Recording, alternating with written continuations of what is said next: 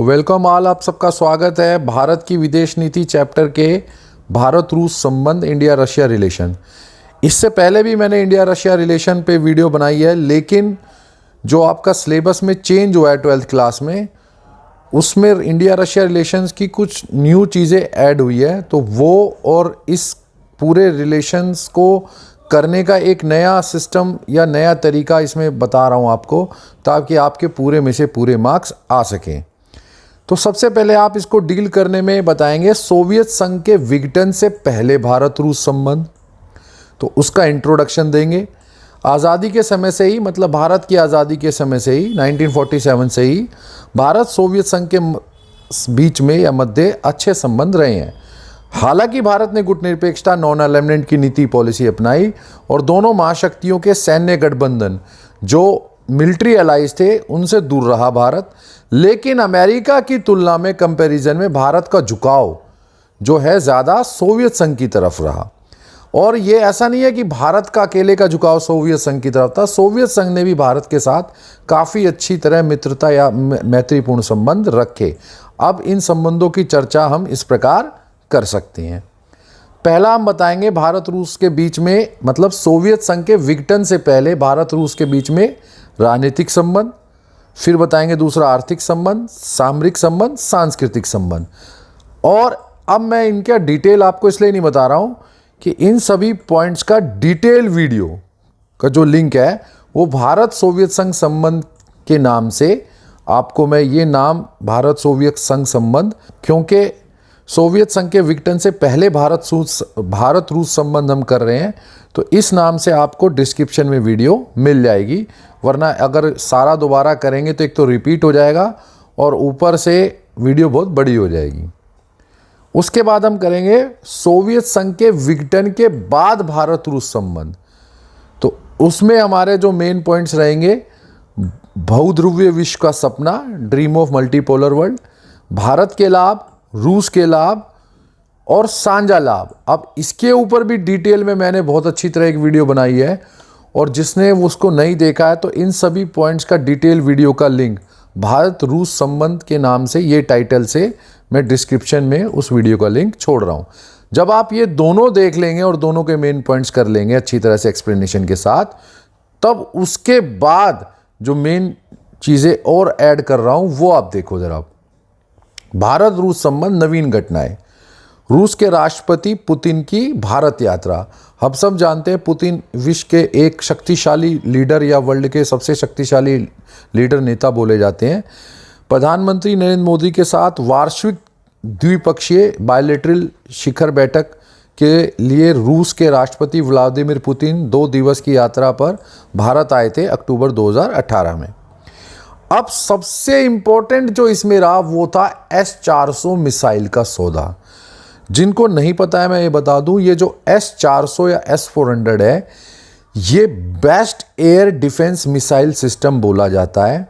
इसका एक सीधा सा उदाहरण या ये ले लो कि 400 किलोमीटर की रेंज में अगर भारत के ऊपर कोई मिसाइल से, कोई हेलीकॉप्टर से या कोई हवाई जहाज से अटैक करता है, तो 400 किलोमीटर पहले ही ये S-400 का डिफेंस मिसाइल सिस्टम, रक्षा मिसाइल सिस्टम, उसको रास्ते में ही उड़ा देगा या समाप्त कर देगा। ये वर्ल्ड का सबसे घातक डिफेंस मिसाइल सिस्टम बोला जाता है। अब इस मिसाइल सिस्टम में क्या खास बात है? पहली बात, अमेरिका ने काफ़ी ज़्यादा भारत के ऊपर प्रतिबंध लगाने की धमकी दी कि अगर भारत ये मिसाइल सिस्टम रशिया से खरीदेगा तो भारत पे प्रतिबंध लगेंगे।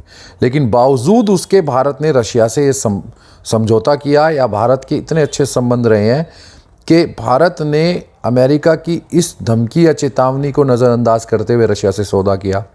और रशिया ने भी ये मिसाइल सिस्टम वो हर एक को नहीं बेचता, लेकिन भारत के लिए वो तुरंत मान गया। अब ये इतना खतरनाक है, इसके बावजूद भी दोनों देश इस चीज़ पे समझौते पर डटे रहे और जल्दी ही इसकी डिलीवरी भी रशिया भारत को कर देगा। तो ये एक इम्पॉर्टेंट फैक्टर है जो आपको भारत रशिया संबंध में रखना है। इसके बाद आता है, ये आपको इंग्लिश के मीडियम के लिए है, यही वाला पुतिन वाला जो पॉइंट है। अब आता है भारत के प्रधानमंत्री मोदी की रूस यात्रा। तो भारत के प्रधानमंत्री ने सितंबर 2019 में 2 दिवस की रूस यात्रा की।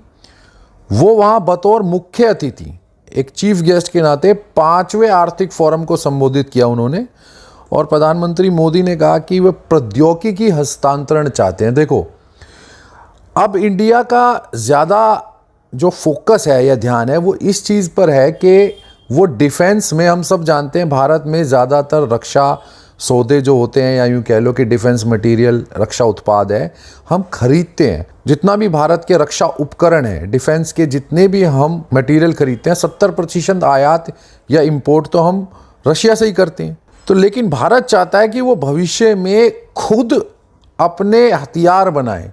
तो इसीलिए भारत चाहता है कि जिससे भी वो हथियार खरीद रहा है वो देश भारत को प्रौद्योगिकी हस्तांतरण या टेक्नोलॉजी का भी ट्रांसफ़र करे, ताकि भारत को उन हथियारों की टेक्निक या तकनीक का भी पता लग सके। और भारत ये चाहता है कि वो भविष्य में हथियार खरीदने वाला नहीं, हथियार बेचने वाला देश बने। भारत के प्रधानमंत्री मोदी ने वहाँ जाकर प्रौद्योगिकी हस्तांतरण की बात रखी और कहा कि दोनों देश अन्य देशों के लिए सस्ती दरों पर निर्यात के सैन्य उपकरण बना सके। मतलब रशिया भारत को तकनीक देगा और भारत और रशिया मिलकर ऐसे हथियार बनाएंगे और फिर बाकी देशों को उसको निर्यात या बेच सकेंगे। मोदी ने रूस के राष्ट्रपति पुतिन के साथ द्विपक्षीय बायलैटरल वार्ता भी की। भारत रूस के कई समझौतों पर हस्ताक्षर हुए थे, बहुत सारे सौदों पर हस्ताक्षर या साइन किए गए। रूस के एक सुदूर पूर्व शहर, रूस में एक बहुत अलग से एक शहर पड़ता है, ये है व्लादिवोस्तोक। इसमें दौरा करने वाले या यूँ कह लो यहाँ जाने वाले मोदी जी जो हैं भारत के पहले प्रधानमंत्री हैं। तो ये भी काफ़ी इम्पोर्टेंट रहा, क्योंकि भारत ने रशिया के साथ ना केवल अच्छे समझौते किए, भारत ने रशिया को यहाँ तक भी अपने साथ लाने की कोशिश की कि भारत रशिया मिलकर हथियार बनाए और फिर उनका निर्माण करके वो दूसरे देशों को बेच सकें। तो आपको अब इस तरीके से भारत रशिया संबंध को डील करना है। यही same point prime minister Modi ji की विज़िट का, रशिया विज़िट वाला, तो इसको आप इंग्लिश वाले उतार लेना। तो अब हम जल्दी मिलेंगे अगली वीडियो में। मैं हूं विक्रांत, आप देख रहे हैं पॉलिटिकल साइंस 90+ मार्क्स।